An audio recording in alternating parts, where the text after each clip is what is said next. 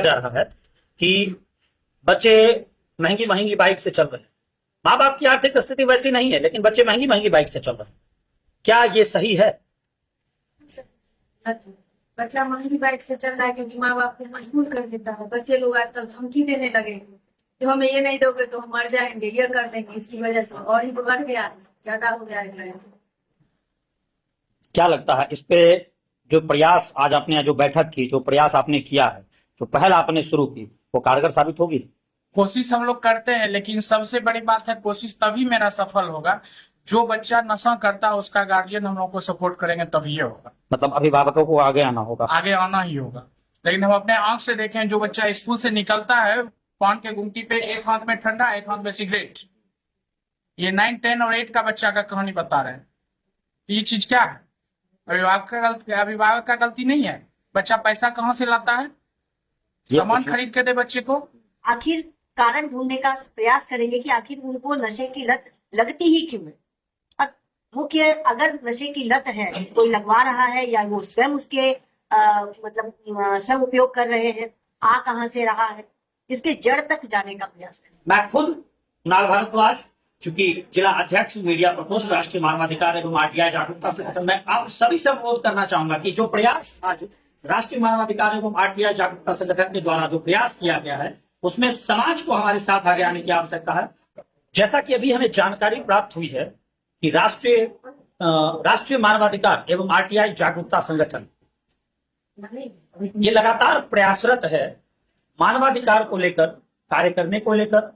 मानव से संबंधित जो अधिकार होते हैं, जो किसी ना किसी वजह से वंचित रह जाते हैं, जो आधार हमें मिलना चाहिए उस आधार से कई बार हम वंचित रह जाते हैं।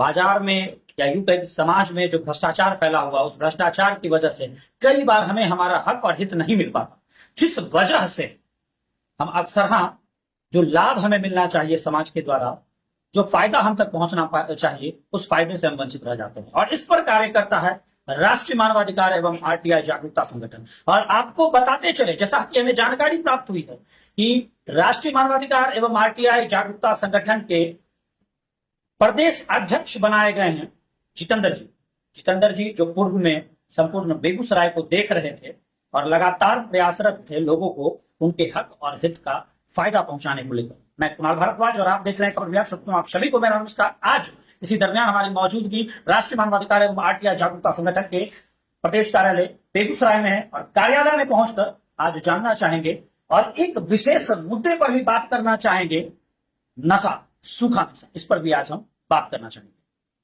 सर, कैसा महसूस हो रहा है? आप प्रदेश अध्यक्ष बनाए गए हैं, संपूर्ण प्रदेश मुख्य कार्यकारिणी समिति के मुख्य व्यक्ति के रूप में आप उभर कर सामने आए हैं, कैसा महसूस कर रहे हैं? तो मुझे गर्व महसूस हो रहा है इस बात का, क्योंकि राष्ट्रीय मानवाधिकार आरटीआई जागरूकता संगठन के संस्थापक राष्ट्रीय अध्यक्ष सांगेश कुमार भारती जी ने हम पर जो विश्वास जताया, उस पर हम पूरी तरह खरा करने का प्रयास करें। अच्छा, आज एक मुद्दा हम आपके द्वारा उठाना चाहेंगे समाज में, क्योंकि ये मुद्दा काफी ज्वलंत है। सूखा नशा, खासकर बेगूसराय जिला, क्योंकि औद्योगिक राजधानी आप अपने आप को कहते हैं, और जब आप अपने आप को औद्योगिक राजधानी कहते हैं तो आप विकास की धारा में बहने को तैयार भी रहते हैं, परंतु सूखा नशा हमें बहुत हद तक प्रभावित कर रहा है। उस पर आप क्या कहना चाहेंगे? सूखे नशे की गिरफ्त में सिर्फ बेगूसराय नहीं है, वरन बिहार के सभी जिले आ चुके हैं। किशनगंज को ले लीजिए, वहां पर तो पूरे अवैध कारोबार हो रहा है। बेगूसराय में भी यही स्थिति है, पूर्णिया में भी यही स्थिति है, अररिया की भी यही स्थिति है। हम लोग पूरे बिहार में अभियान चलाकर इसको बंद करवाने का प्रयास करेंगे। जिला सचिव के रूप में आप बेगूसराय में राष्ट्रीय मानवाधिकार एवं आरटीआई जागरूकता संगठन को लेकर लगातार प्रयासरत रहते हैं, और कल की एक घटना हुई है चेन स्नैचिंग की, जो आप ही के मोहल्ले की घटना है। आपको क्या लगता है सूखा नशा किस हद तक प्रभावी हुआ हमारे समाज पर? सूखा नशा का युग देन ही है, क्योंकि अभी जितना भी पढ़ने वाला लड़का वही सब ये चेन स्मोकिंग कहीं कुछ करता है। क्या लगता है इस पे जो प्रयास आज आपने जो बैठक की, जो प्रयास आपने किया है, जो पहल आपने शुरू की, वो कारगर साबित होगी? कोशिश हम लोग करते हैं, लेकिन सबसे बड़ी बात है कोशिश तभी मेरा सफल होगा जो बच्चा नशा करता है उसका गार्जियन हम लोग को सपोर्ट करेंगे तभी ये होगा, मतलब अभिभावकों को आगे आना होगा। आगे आना ही होगा, मैं हम लोगों का साथ देना होगा तभी ये चीज होगा। अच्छा, अभिभावक किस हद तक कसूरवार है? अभिभावक कसूरवार है, उनका बच्चा स्कूल जाता है, स्कूल से आता है, वो बच्चा का निगरानी नहीं करते हैं तो वो कसूरवार नहीं है तो कौन है? हम अपने आंख से, स्कूल का हम नाम नहीं बोलेंगे, लेकिन हम अपने आंख से देखें जो बच्चा स्कूल से निकलता है पान के गुमटी पे एक हाथ में ठंडा एक हाथ में सिगरेट, ये 9, 10 और 8 का बच्चा का कहानी बता रहे हैं। ये चीज क्या है? अभिभावक का गलती नहीं है, बच्चा पैसा कहाँ से लाता है, सामान खरीद के दे बच्चे को, ये पूछना अभिभावक की जिम्मेदारी है। एक युवा के तौर पर आप क्या कहना चाहेंगे? नशा किस हद तक हमें जकड़ रहा है? अभिभावक तो यही कहना चाहते हैं कि वो नशा छोड़ देंगे, जितना भी हो सके हम लोग ध्यान देंगे उस पर, हमारा संगठन भी देगा ताकि आगे आने वाला भविष्य जो है बच्चों का सुधर जाए। राखी देव मैम, एक बात बताइए, सूखा नशा जिस हद तक हमारे समाज को जकड़ रहा है और युवा पीढ़ी बर्बाद हो रही है, आपको क्या लगता है? आप एक माँ है, माँ बाप कितने जिम्मेदार हैं? माँ बाप को तो थोड़ा केयर करना ही पड़ेगा, बच्चा क्या कर रहा है, क्यों जैसे खर्च उसके खर्च करने की अधिकता है या कुछ भी पैसे दे रहे हैं तो कहाँ खर्च करता है, सबकी देखभाल तो माँ को करना होता है। आज के समय में देख रहे हैं मैडम, ये सवाल आपसे है, आज के समय में देखा जा रहा है कि बच्चे महंगी महंगी बाइक से चल रहे हैं, माँ बाप की आर्थिक स्थिति वैसी नहीं है लेकिन बच्चे महंगी महंगी बाइक से चल रहे हैं, क्या ये सही है? बच्चा महंगी बाइक से चल रहा है क्योंकि माँ बाप को मजबूर कर देता है। बच्चे लोग आजकल धमकी देने लगे कि हमें ये नहीं दोगे तो हम मर जाएंगे, ये कर देंगे, इसकी वजह से और ही बढ़ गया, ज्यादा हो जाएगा। बच्चे अपने आप को इस तरह माँ बाप के आगे पेश कर देंगे, मतलब सही नहीं है, माँ बाप को परवरिश पर ध्यान देना होगा। कि माँ बाप मजबूर क्यों हो जाते हैं मरने की धमकी से, माँ बाप उस पॉइंट में पीछा हटना होगा तभी तो ये सुधरेगा, नहीं तो खरीद के देते जाएंगे महंगे महंगे चीज हो, देते जाएगा बच्चा बिगड़ेगा नहीं। क्या राय रखते हैं आप? आज की युवा पीढ़ी गर्त में जा रही है, ये बच्चे लोगों को ढंग से परवरिश करना चाहिए और नशा से दूर रखना चाहिए, महंगी चीजें नहीं देनी चाहिए। राष्ट्रीय मानवाधिकार इस पर क्या कर पाएगा? एक पहल जो आज आपने शुरू की, आपको क्या लगता है ये पहल कारगर साबित होगी, सिद्ध होगी? हमारे हिसाब से जागरूकता, बच्चों में जागरूकता होनी जरूरी है, समझाना चाहिए बच्चे को पीटने से इस चीज का निवारण नहीं है या उसे वो जो मांग रहा है वो देने से इसका निवारण नहीं है, उसको समझा करके ही ये चीज समाप्त की जा सकती है। अगर यही सवाल मैं आपसे पूछूं, युवा पीढ़ी, युवा आप भी हैं और राष्ट्रीय मानवाधिकार एवं आरटीआई जागरूकता संगठन के द्वारा लगातार आप प्रयासरत होते हैं, समाज में जिन्हें उनका हित नहीं मिल पा रहा उनके हित, उनके लोक कल्याण को लेकर आप कार्य कर रहे हैं। जैसे कि जान रहे राष्ट्रीय मानवाधिकार एवं आरटीआई जागरूकता संगठन भारत हर एक सेक्टर में काम कर रही है, ठीक है, बेगूसराय में हर एक सेक्टर में काम करे। अब हम लोग का विशेष मुद्दा रह गया है नशा मुक्त। सूखा नशा जो है इस कदर बढ़ गया है तो हम लोग को बस अब इसी पे काम करना है, नशा मुक्त का अभियान चलाना है। एक बड़ा तबका, एक बड़ा वर्ग प्रभावित होगा। हाँ एकदम एकदम विकास इस पर जो आपने पहल शुरू की वो कारगर होगी? एकदम होगी, हमारी पूरी टीम जो है इस पे लगेगी, एकदम कारगर होगी, प्रयासरत होंगे जी एकदम।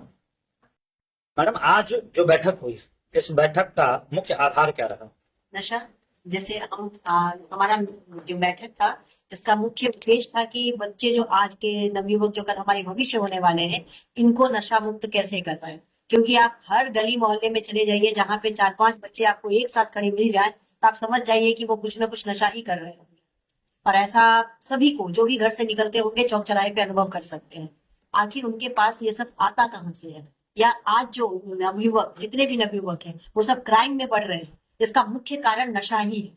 और इसके तरफ हमारी सरकार, हमारा प्रशासन सब संवेदनहीन।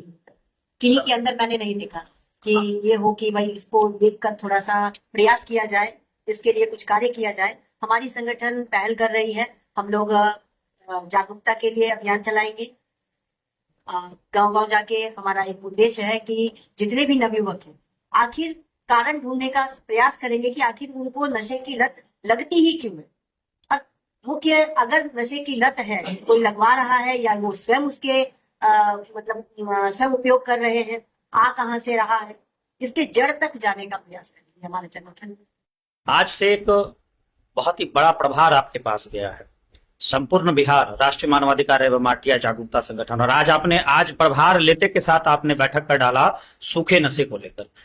आपको क्या लगता है, आपके द्वारा की गई पहल कारगर साबित होगी, कारगर सिद्ध होगी? देखिए, अभी बेगूसराय जिले में जो हालत है कि प्रशासन के द्वारा हर एक चौक चौराहे पर प्रशासन की व्यवस्था की जाती है। अब क्या कर रहा है, नशे से प्रभावित लोग मोहल्ले की तरफ बढ़ गए। अब मोहल्ले की तरफ जाके छिनतई करना शुरू कर दिए, और हो सकता है कुछ दिन के बाद घर में घुस के छिनतई करेंगे। तो इसके लिए हम लोगों को प्रयास करना ही होगा। इसके लिए हमको सबसे पहले मुख्य जड़ तक पहुंचना है। इसके लिए हमें प्रशासन के सहयोग की आवश्यकता होगी। आप मीडिया जगत से भी आते हैं, और मीडिया जगत के साथ साथ राष्ट्रीय मानवाधिकार एवं आरटीआई जागरूकता संगठन में मीडिया का प्रभार भी आपके पास है। अब एक बात हमें बताइए, अगर मीडिया चाहे तो क्या इस पर कार्य नहीं किया जा सकता? पूर्ण कर किया जा सकता है। मीडिया होते हुए क्यों नहीं इस पर कार्य कर पा रहे? आपको किस प्रकार के सहयोग की आवश्यकता हो?